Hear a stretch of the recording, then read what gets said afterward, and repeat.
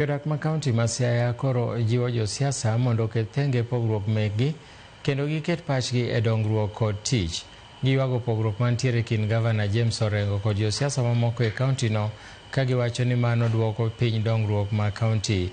Bende gimedo ni jotelo moyier nyaka koro neno tiyo kanyakla mar neno ni gichopo dwach jopiny e chwalo chenro mag dongruok. Bende ne gijiwo jotelo mondo mi okwa chenro mar dongruok koa kuom sirikal mamalo ka giketo tenge pogruok mag siasa.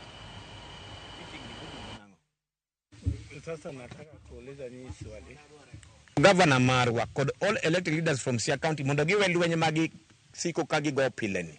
Lwenye ni osemono gik moko maber timre and mae ni affect nyaka uchumi ma Siaya.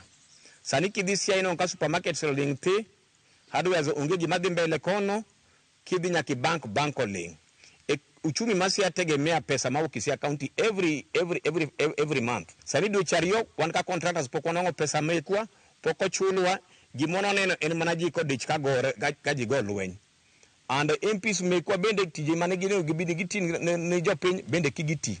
Koro Siaya ka ni en mana lweny. Koro wakwayo mondo lweny ma Siaya ni orum. Pile wang'eyo ni ka ruodhi ariyo gore lume maduono to lumbno e akina mama. Omiyo kihero akina mama dhi mondo ikel negi dongruok. Kowe mano takwayo church leaders magwa ni ka une liel muneno ka koko dhi beti control mondo koko no kik bed kar kanyo. Samung'enu goru kani to yudhewa emutiyogo to samutiyo gi yudhewagi ngimagi ema kethre. Ke samuoro negi manos mondo gigo lwenygi samoro gigo lweny nyaka ma gikia lwenje mohingogi. Lwenje mugo gi mago lwenje moko onego bed ni our youth bedo involved ye. Koro wakwayo mondo uket kwe ubed piny ulos weche ukuwil mondo uti kanyakla.